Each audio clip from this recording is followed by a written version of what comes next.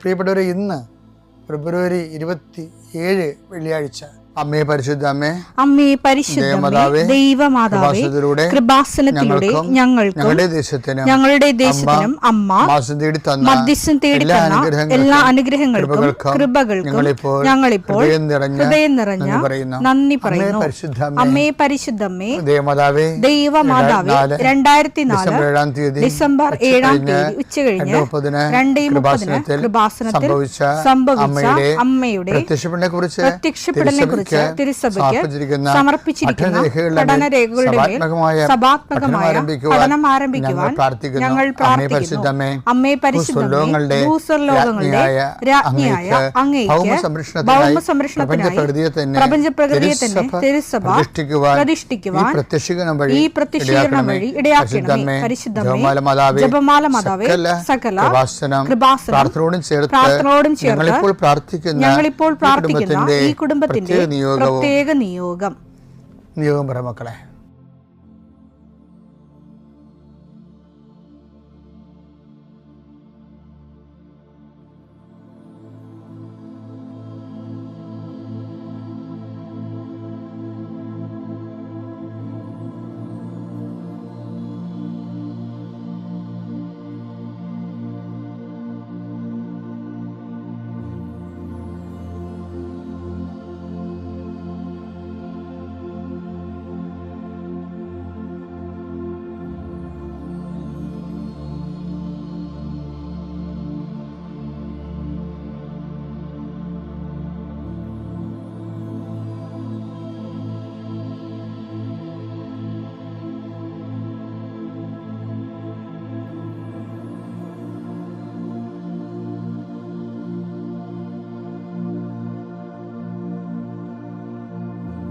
അമ്മയുടെ പ്രത്യക്ഷീകരണത്തിന്റെ ഈ അനുഗ്രഹവേളയിൽ ഞങ്ങൾക്ക് സാധിച്ചു തരുവാൻ കനിയണമേ.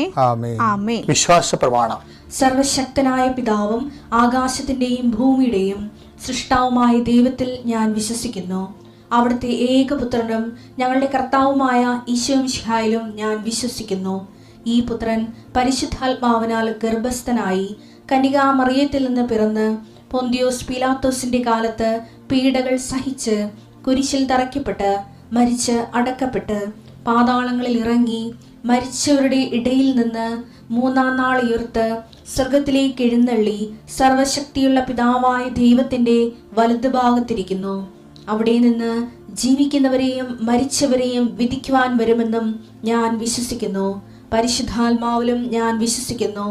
വിശുദ്ധ കത്തോലിക്കാ സഭയിലും പുണ്യവാന്മാരുടെ ഐക്യത്തിലും പാപങ്ങളുടെ മോചനത്തിലും ശരീരത്തിന്റെ ഉയർപ്പിലും നിത്യമായ ജീവിതത്തിലും ഞാൻ വിശ്വസിക്കുന്നു. ആമേൻ. സ്വർഗ്ഗസ്ഥനായ ഞങ്ങളുടെ പിതാവേ, അങ്ങയുടെ നാമം പൂജിതമാകണമേ. അങ്ങയുടെ രാജ്യം വരണമേ. അങ്ങയുടെ തിരുമനസ് സ്വർഗത്തിലെ പോലെ ഭൂമിയിലും ആകണമേ. അന്നു വേണ്ടുന്ന ആഹാരം ഇന്ന് ഞങ്ങൾക്ക് തരണമേ. ഞങ്ങളോട് തെറ്റ് ചെയ്യുന്നവരോട് ഞങ്ങൾ ക്ഷമിക്കുന്നത് പോലെ ഞങ്ങളുടെ തെറ്റുകൾ ഞങ്ങളോടും ക്ഷമിക്കണമേ.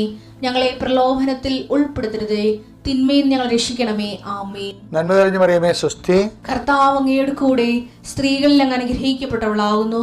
അങ്ങയുടെ ഉദരത്തിൻ ഫലമായി ഈശോ അനുഗ്രഹിക്കപ്പെട്ടവനാകുന്നു. പരിശുദ്ധ മറിയമേ, തമ്പുരാന്റെ അമ്മേ, പാപികളായ ഞങ്ങൾക്ക് വേണ്ടി ഇപ്പോഴും ഞങ്ങളുടെ മരണസമയത്തും തമ്പുരാനോട് അപേക്ഷിക്കണമേ. ആമേൻ.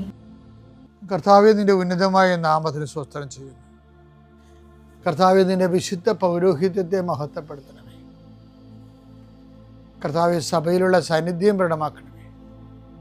40 വർഷം ഞാൻ അർപ്പിച്ച കൃപാനയുടെ യോഗ്യതയാണ്. കൃപാസ്ഥാനത്താറെ ജീവനോടെ പ്രത്യക്ഷപ്പെട്ട പരിശുദ്ധ അമ്മയുടെയും മാധ്യസ്ഥത്തിൽ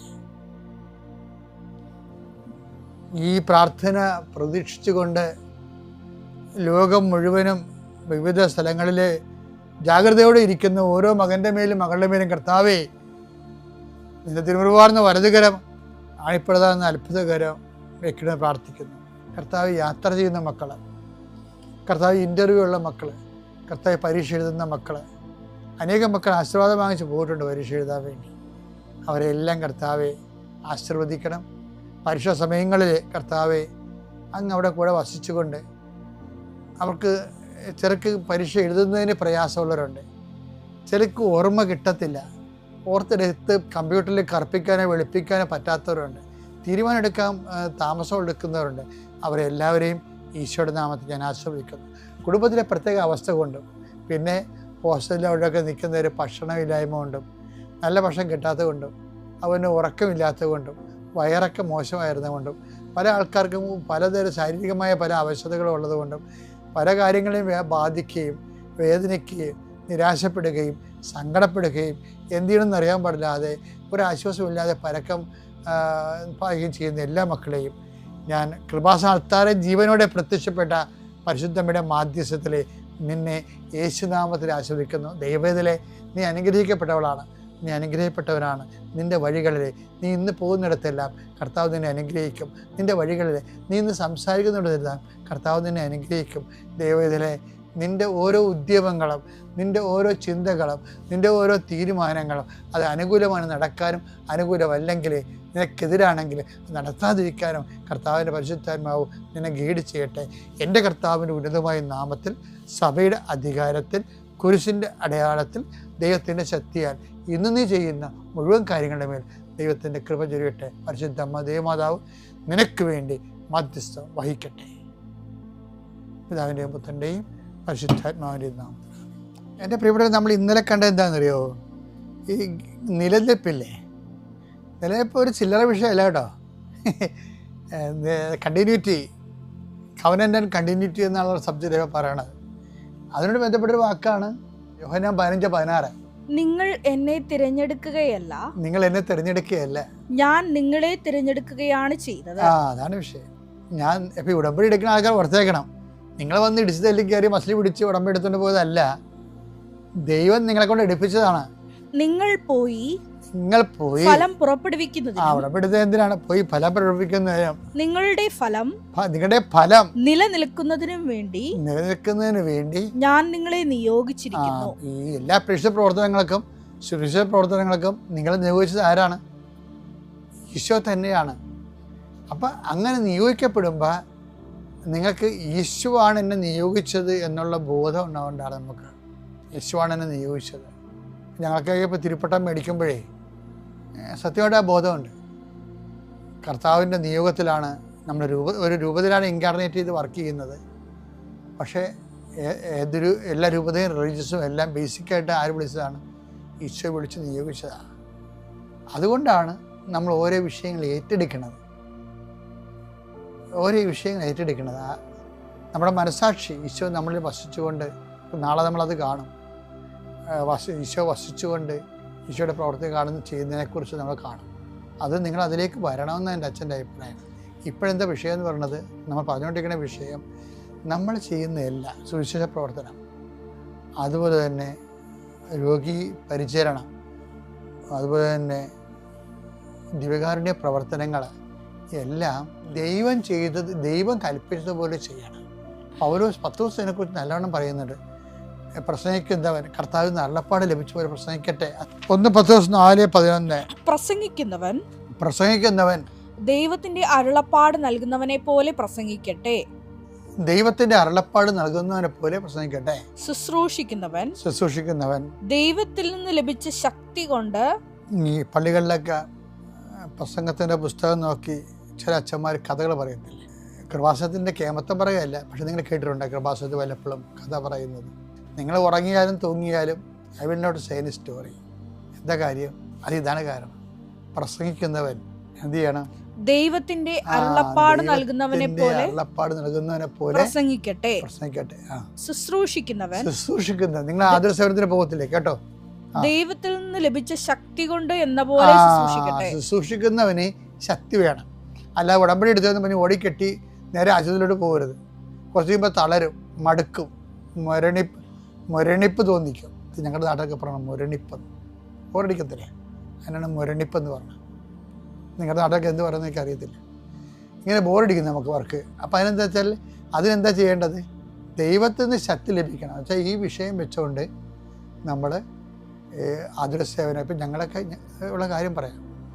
നിങ്ങളുടെ മുമ്പിൽ നിൽക്കുമ്പോഴും സുവിശേഷ വിലക്ക് പോകുമ്പോഴും ഞാൻ സമരത്തിനൊക്കെ പോകും, ചില അവകാശ പോരാട്ടത്തിനൊക്കെ പോകും. അപ്പോഴൊക്കെ ഇല്ല ഒരു 3-4 ജപമാലയൊക്കെ ചൊല്ലിയിട്ടാണ് പോണത്. ഒരു രാത്രിയും പകലും പ്രാർത്ഥിക്കുമ്പോഴൊക്കെ പിറ്റേ ദിവസം നടക്കാനുള്ള എല്ലാ വിഷയവും സമർപ്പിക്കും. അതാണ് അതാണ് ഈ പടം 1 വായിച്ചത്. പ്രസംഗിക്കുന്നവൻ ദൈവത്തിന്റെ അരുളപ്പാട് നൽകുന്നവനെ പോലെ ദൈവത്തിന് അരുളപ്പാട് നൽകുന്ന പോലെ പ്രസംഗിക്കട്ടെ. ശുശ്രൂഷിക്കുന്നവൻ ദൈവത്തിൽ നിന്ന് ലഭിച്ച ശക്തി കൊണ്ട് എന്ന പോലെ ശുശ്രൂഷിക്കട്ടെ. അതാണ്. ഇപ്പം നിങ്ങൾ പൊതിച്ചോറ് കൊടുക്കാതെ നിങ്ങൾ പോകത്തില്ലേ? രാവിലെ എഴുന്നേറ്റ് നിങ്ങൾ 3 മണിക്കൊക്കെ 4 മണിക്ക് ചോറുണ്ടാക്കി ആശുപത്രി കൊണ്ട് കൊടുത്തിട്ട് നിങ്ങൾ ഓഫീസിൽ പോണത്. നിങ്ങൾ ഒത്തിരി പേര് ചെയ്യുന്നുണ്ട്. ഉടുപ്പ് കൊടുക്കുന്നവരുണ്ട്. ശുശ്രൂഷിക്കുന്നവൻ എന്ത് ചെയ്യണം? ഒരു ഉത്തരവാദിത്വം, ഉടമ്പടിയുടെ ഉത്തരവാദിത്വം നിർവഹിക്കുക എന്നുള്ള എല്ലാ ഐഡിയ ചെയ്യരുത്. മറിച്ച് എന്താണ്? ദൈവത്തിൽ നിന്ന് ശക്തി ലഭിച്ചവരെ പോലെ ശുശ്രൂഷിക്കണം. അതിനെന്ത് ചെയ്യണം? നമ്മളിരുന്ന് ആ വിഷയം സമർപ്പിച്ച്, കർത്താവേ, എന്നെ ഇതിലേക്ക് കൊണ്ടുവന്നതിനും എന്നെ ഇത് ഏൽപ്പിച്ചതിനും അങ്ങയ്ക്ക് വേണ്ടി ഈ ജോലി ചെയ്യാൻ എനിക്ക് അവസരം തന്നതിനും നന്ദി പറയുന്നു. അമ്മേ, പരിശുദ്ധമ്മേ, ദേവമാതാവേ, എല്ലാ വിശുദ്ധന്മാരെ, മാലാഖമാരെ, എൻ്റെ ശുശ്രൂഷ നിങ്ങളുടെ ശുശ്രൂഷ ചേർത്ത് വെച്ചുകൊണ്ട് ഞാൻ സമർപ്പിക്കുന്നു. എന്നെ ശുശ്രൂഷ ചെയ്യാൻ എനിക്ക് വേണ്ടി പ്രാർത്ഥിക്കണമേ. കർത്താവേ, എന്നെ ശക്തീകരിക്കണമേ. അങ്ങനെ പ്രാർത്ഥിക്കണേ. അപ്പോൾ ഇടിവിട്ട് അനുഭവമായിരിക്കും.